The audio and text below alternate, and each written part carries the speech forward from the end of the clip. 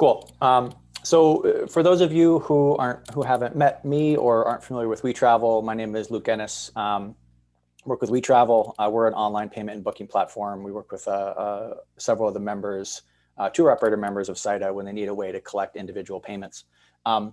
We wanted to sponsor this Lunch and Learn. First of all, just to continue to get back to the SYTA community, and also provide two trends that we're seeing within the technology space that we wanted to share with some operators, and some things you could do as we're coming out of the recovery to work on those.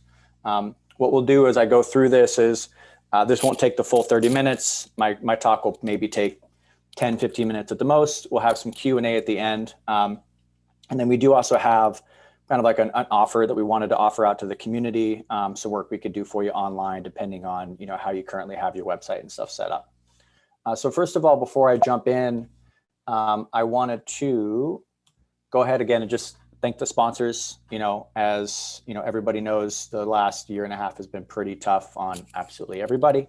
But thanks again to the other sponsors in addition to ourselves, continuing to invest in the SYTA community and make sure that these conferences can happen. And moving forward, ideally, we can get ourselves in person to see all of each other. For those of you who aren't familiar with WeTravel, just really quickly, we are an online payment and booking platform designed specifically for group educational travel. So if you are collecting individual payments and need a way to collect those payments and organize all the tour details, our platform has been used by a lot of SYTA members and other members of the group travel community for a number of years. And that's why we're also decided to join and be a part of the SYTA community as a technology partner. What I will cover today, two main topics for the Lunch and Learn. So first thing is going to be two technologies to consider for the travel recovery. So we are going to look into some travel trends that have come to fruition, over the last 18 months. And then we're also going to look at, how to leverage your online presence to build trust with your team as a team and your clients as the travel recovery picks up. We've seen an uptick in some activity with people's websites and different things they're putting on their websites. So we wanted to share that with the community and offer a suggestion. And then at the end, we have a free offer for attendees based upon the material that I'm presenting today that we're happy to work on for anybody that reaches out. So the first thing I'll cover here is, and this shouldn't sound as a surprise to anybody, because of COVID, digital adoption is accelerating.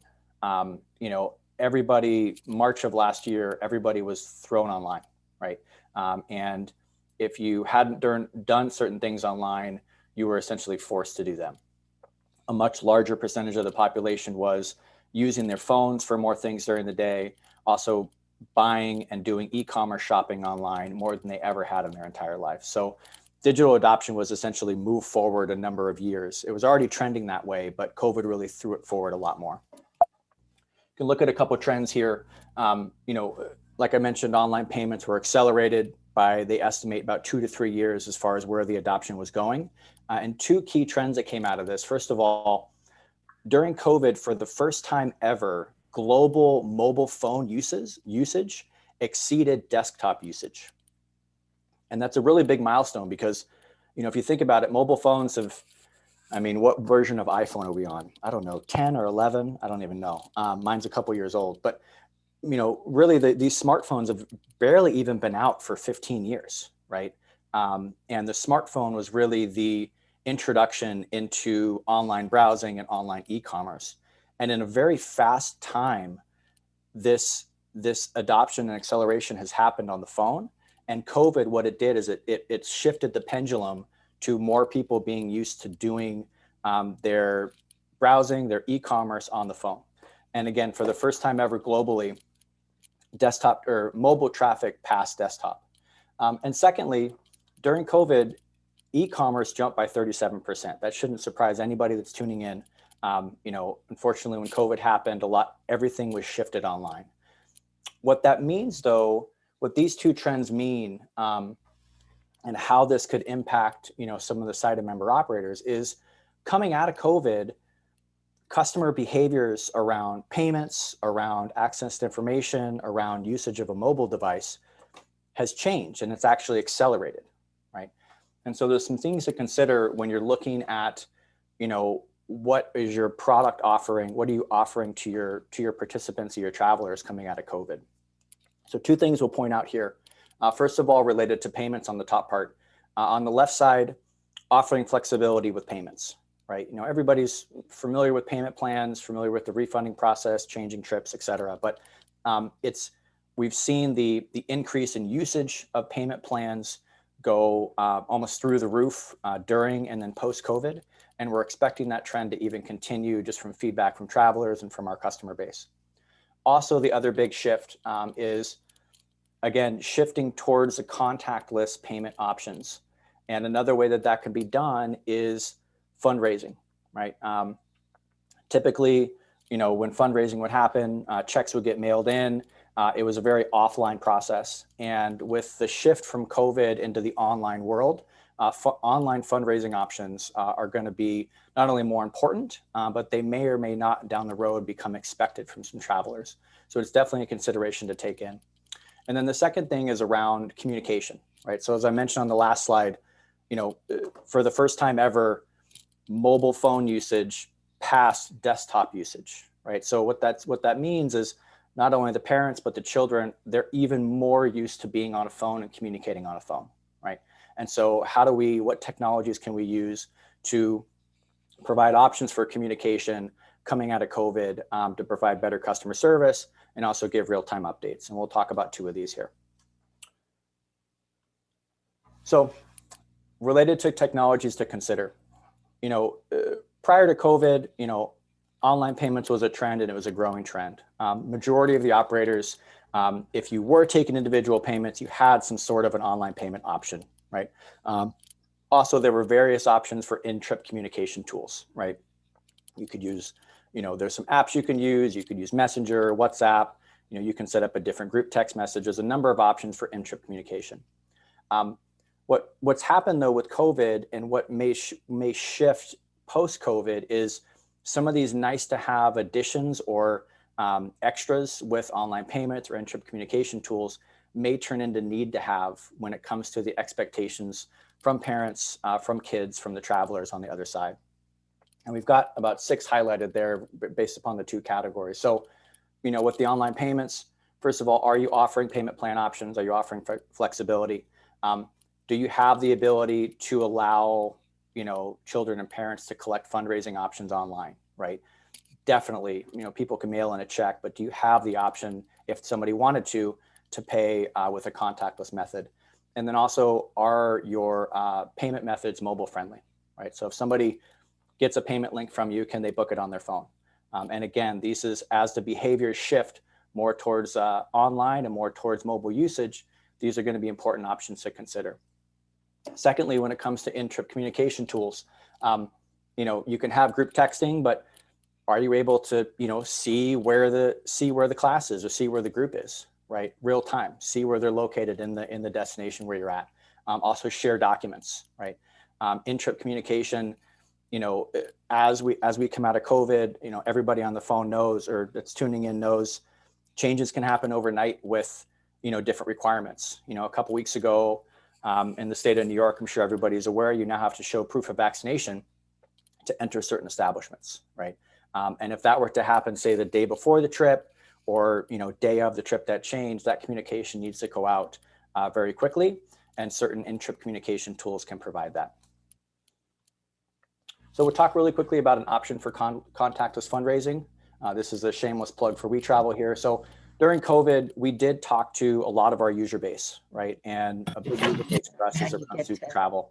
And one thing that came out of that is a want to have an online fundraising option, right? Because they were starting to get requests for it. So we built a tool that essentially allows any of the users that are using the system to be able to easily get an online fundraising option. It's just kind of like a GoFundMe page. Kids can share it out with their friends and family, but it's another option you can provide. And it's also a resource and an extra advantage you can give to them as they're running the tour with you, that they can have the ability to get fundraising payments done online. The next thing here is around group travel app. I'm sure everybody's aware of group travel videos. You know, Dave and the team, they've been in the industry for quite a while.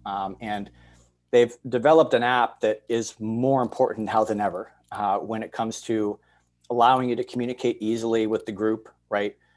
Locate the travelers, where they're located, and also share documents, right? I mean, in-trip communication, day of communication, couple days pre-departure communication is super important right now to keep everybody up to date, right? Because as we come out of this, recovery, it's going to get delayed, in some states because of what's happening with Delta. You're going to want to make sure that you can easily communicate with people, right? And be able to share information right away. And so group travel videos, they built a great app. I know a lot of the members of SYTA already have group travel videos, already have a relationship, but if you don't, reach out to them because they built a really good app that's really solving a big pain point right now for communication in trip and pre-trip to keep the group up to date. Shifting over to the second area around, building trust and growing your online presence. One trend we've seen, particularly over the last, I would say, 5 to 6 months, mainly, and then the last 3 months, is more of our user base adding reviews to their website, being engaged in reviews, and trying to collect reviews in their website. And so, I don't need to explain too much into the value of reviews, right? But post-COVID, online reviews are actually going to be even more important than they were prior to COVID.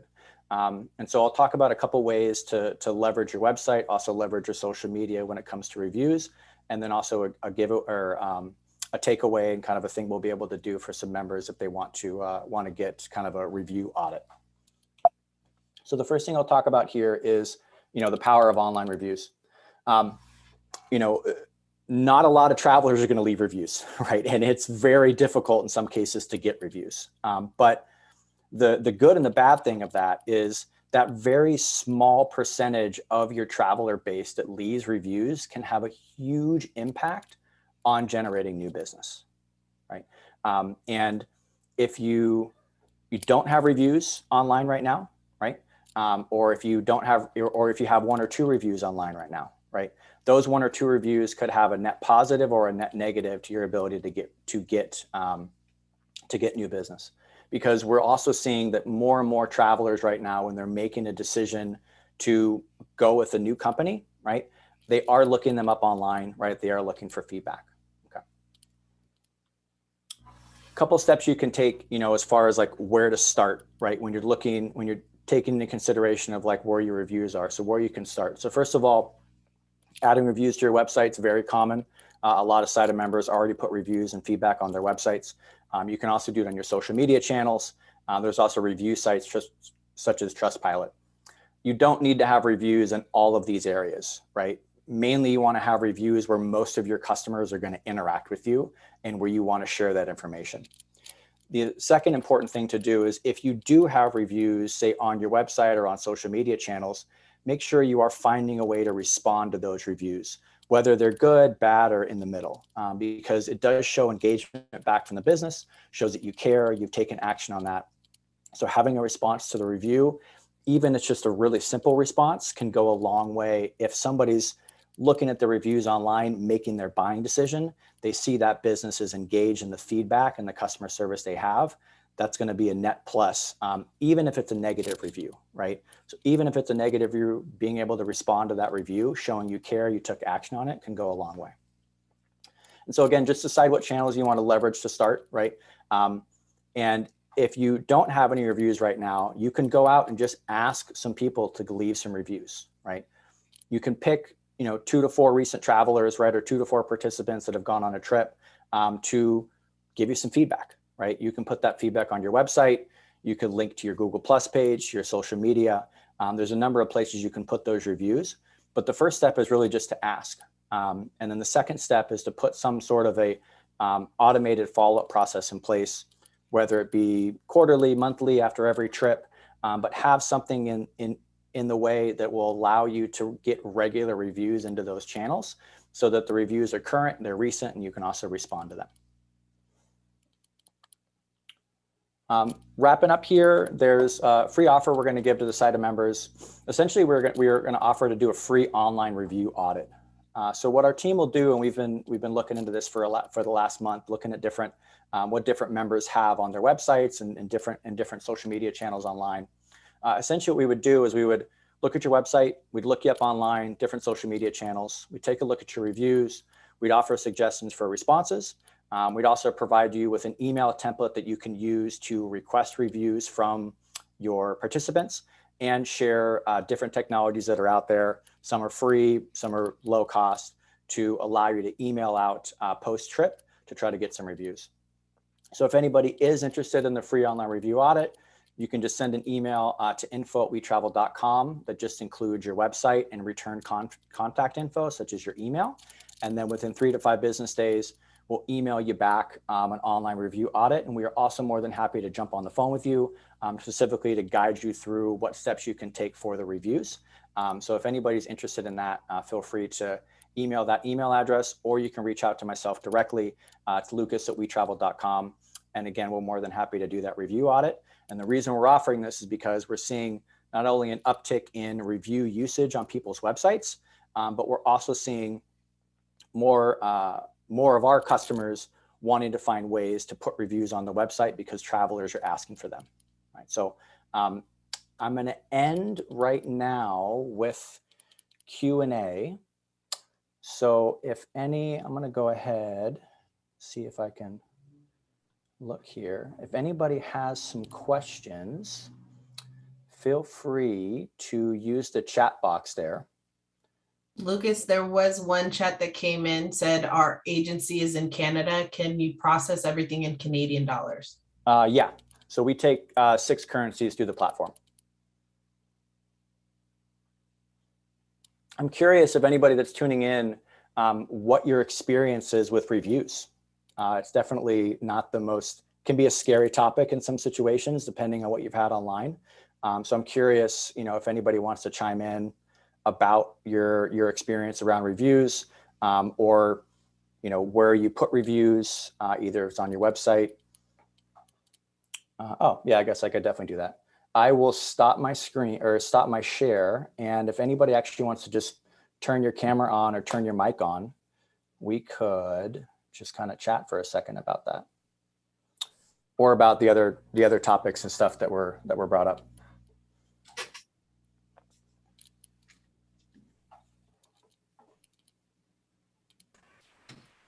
This is Joe Mason from Orlando Fest, and you guys do a good job for us, but I'm going to bring up a recent comment. We do business strictly in Orlando, Florida, right? And we got blindsided by a comment that said, you need to fix your politicians because they are leaving us all at risk if we come into Orlando for your festival. I'm just curious as to how you would approach that. We got some favorable feedback, but I think we could still strengthen it with the appropriate advice. So I'd love to hear what you have to say on it. Yeah, off the cuff, I mean, first of all, I would definitely respond back. Our advice is never get too political on feedback, on review feedback. I would keep it, vague. But I don't know. I'd have to think about it, Joe. If you want to send me the review, I'm happy to think of a response and send it back. We can also look up some examples of customers that have responded in different industries to reviews that have had a similar context. I'm happy to give you some suggestions of those too. I'll send it and we can talk about it. We just basically said we pride ourselves on the ability that we do, and everybody voting in their own conscience is up to you. But for us, we want to make sure that we're taking care of our customers the best way possible, which they responded favorably to, but we kind of just moved it past it. So yeah, honestly, I think your response is perfect. That sounds really great. But yeah, we're more than happy to take a look at it.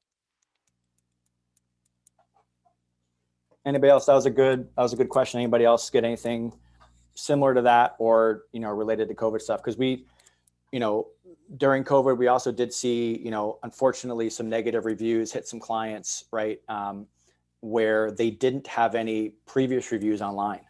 So now if somebody looks at their profile, they've got 2 reviews, but those 2 reviews were just because of a refund they didn't do, right, or something along those lines. So again, those are situations where you want to address it, right? Make sure you get a response. But if you've got, say, 1 or 2 reviews that are, lower quality or not 5 stars, work to get some of your customers that love you, that, got some good feedback, to build that, rating up. Those are definitely ones you'd want to tackle, because people are 100% looking into that right now.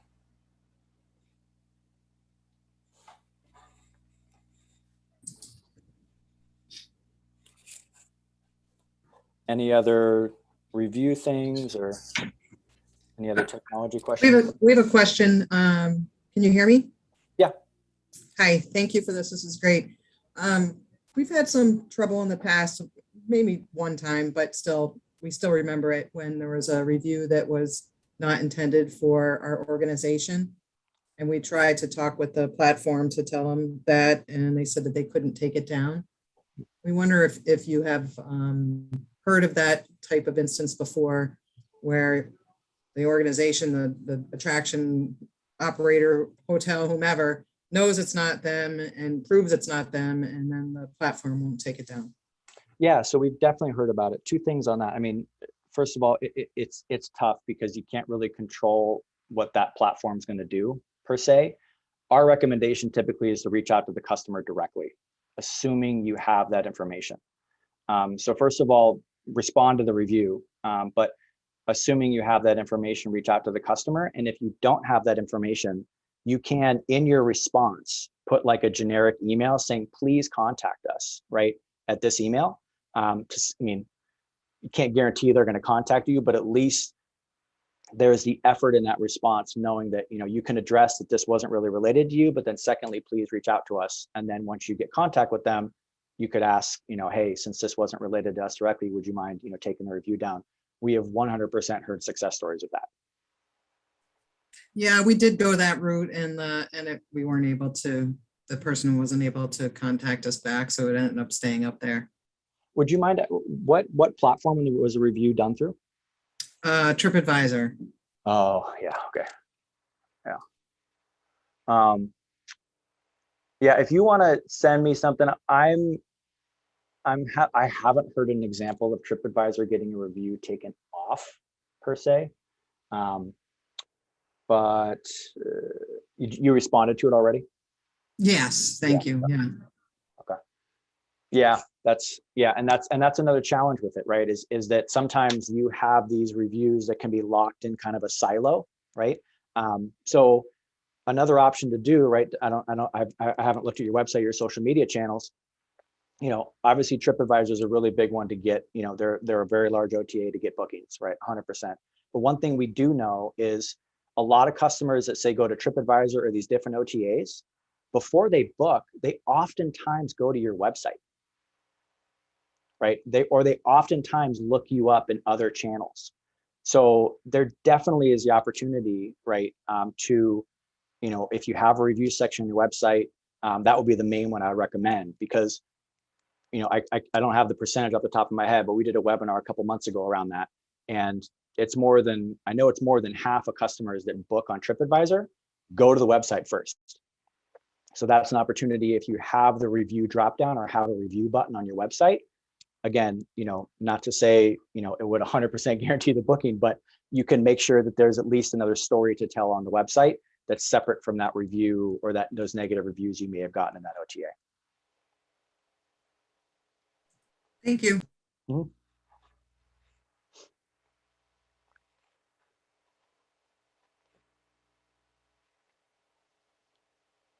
Anybody want to share what they're currently doing right now, if they're on the line, to gather reviews? I do know a lot of members of SYTA do have reviews on their website. I don't know if they're online right now, but if anybody has something to share, that'd be great.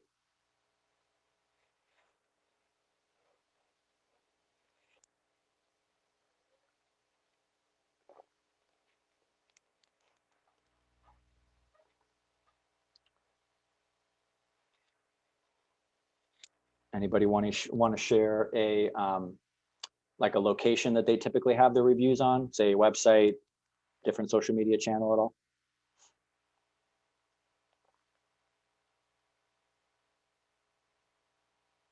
Okay. Well, I know I've got, I think, only like 7 minutes. I know the business sessions are going to start, but again, info@wetravel.com. Feel free to message in and put your website, put your email.